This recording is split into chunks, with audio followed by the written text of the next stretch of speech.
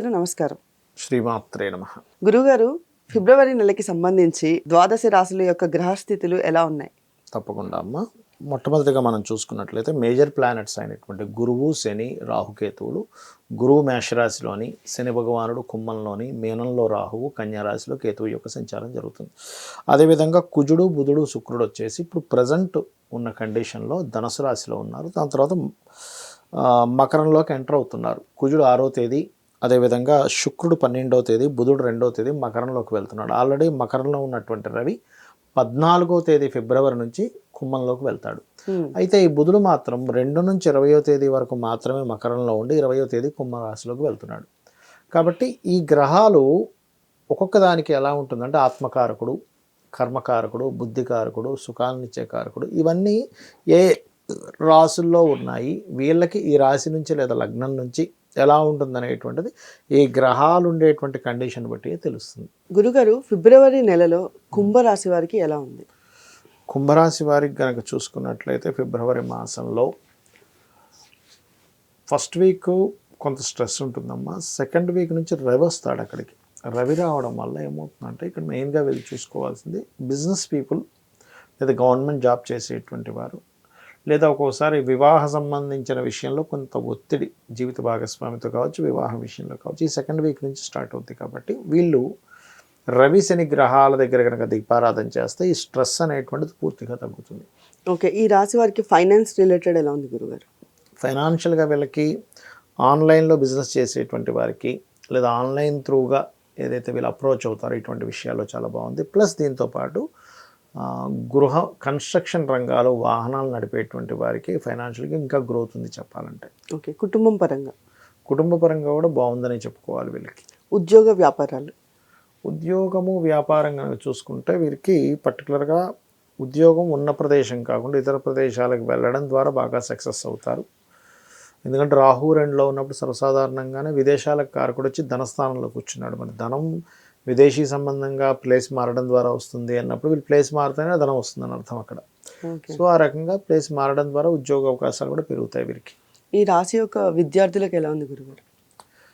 విద్యార్థులకు కనుక చూసినట్లయితే వీళ్ళకి సక్సెస్ఫుల్గానే ఉందని చెప్పుకోవచ్చు. కాకపోతే ఏంటంటే కొంత స్ట్రెస్తో కూడినటువంటి సక్సెస్ ఉంటుంది.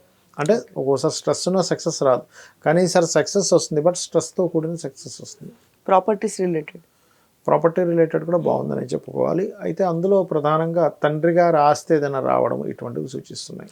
ఈ రాశి వారికి సంతానం పరంగా ఎలా ఉంది గురుగారు? సంతాన సంబంధించినటువంటి విషయాలు కనుక చూసుకున్నట్లయితే ఈ రాశి వారికి కొంచెం ఈ 12వ స్థానంలో పంచమాధిపతి వచ్చి కలుస్తున్నాడు.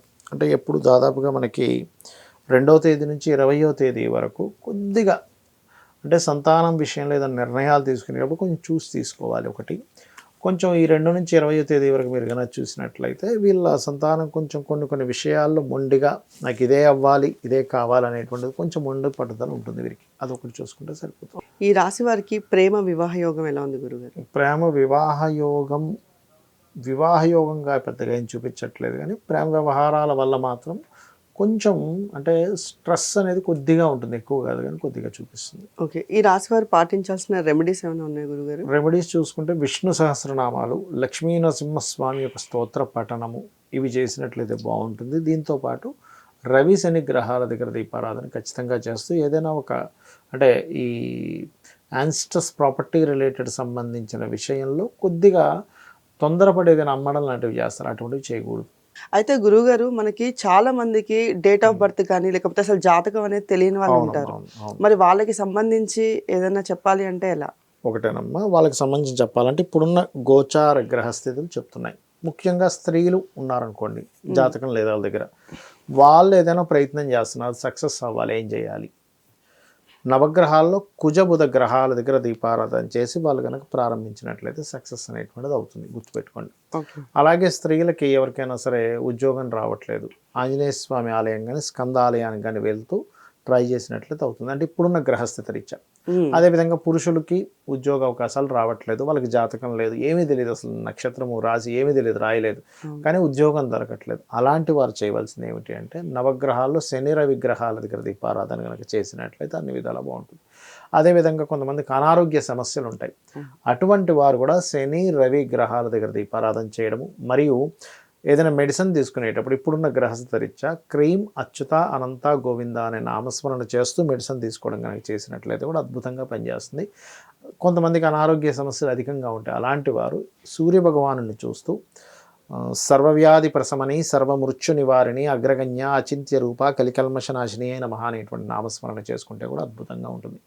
ఇక మరి కొంతమందికి వివాహం అవ్వదు కానీ జాతకం లేదండి అంటూ ఉంటారు, వివాహం అవ్వట్లేదు, జాతకం లేదు. అలాంటప్పుడు ఏం చేయాలంటే బుధగ్రహము కుజగ్రహం దగ్గర దీపారాధన చేసి లలితా సహస్రనామాల్లో ఓం కామేశబద్ధ మాంగళ్య సూత్ర శోభిత కందరాయ నమః అనే నామస్మరణ చేసుకుంటే కూడా తొందరగా క్లియర్ అవుతుంది. ఇంకొంతమందికి చాలా అంటే సంబంధం వస్తుంది కానీ బంధువర్గాల ద్వారానో ఏదో రకంగా అది డిస్టర్బ్ అయిపోతూ ఉంటుంది. అటువంటి వారు రావి చెట్టు చుట్టూ గనక ప్రదక్షిణాలు చేసుకుంటూ ఈ మంత్రం చదివిన, ఏది కామేశబద్ధ మాంగళ్య సూత్ర శోభిత కందర నామం చేసుకుంటూ రావి చెట్టు చుట్టూ తిరిగి అక్కడ సర్పాలు ఉంటాయి, ఏది మన ప్రతిష్ఠ చేసినవి, వాటి మీద కొద్దిగా ఒక గ్లాసులో, రాగి గ్లాస్ అయితే ఇంకా మంచిది, లేనట్లయితే ఇంట్లో స్టీల్ ఏదైనా కూడా తీసుకోవచ్చు, తీసుకొని అందులో నింపులుగా గ్లాస్ కానీ చెంబు కానీ తీసుకొని అందులో పర్టికులర్గా కొంత పసుపు, చిటికెడు పసుపు, చిటికెడు గంధము, చిటికెడు కుంకుమ, ఈ మూడింటిని వేసి వాటి చుట్టూ 11 కానీ 21 కానీ 41 ప్రదక్షిణాలు చేస్తూ ఈ మంత్రం చదువుతూ లాస్ట్లో వాటి మీద కనుక అభిషేకంలా చేసినట్లయితే వివాహ సంబంధించిన విషయాలు ముందుకు కదులుతాయి. అంటే ఇది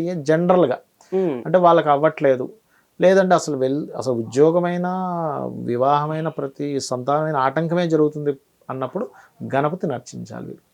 రెగ్యులర్గా కనుక ఒక్క ఉదయం నిద్ర లేచిన వెంటనే కాసేపు ఇలా కూర్చొని ఓం గం గణాధిపతిగా నమః అని ఒక 20 నిమిషాలు చేసుకుంటూ ఆ గణపతి పూర్తిగా నాకు ఈ సమస్య నుంచి బయటపడేస్తాడు, రక్షిస్తాడనే భావనతో కనుక చేసినట్లయితే ఖచ్చితంగా 100% వీళ్ళకి ఉన్నటువంటి ఈ సమస్య తీరుతుంది. ధన్యవాదాలు. శ్రీమాత్రే నమః.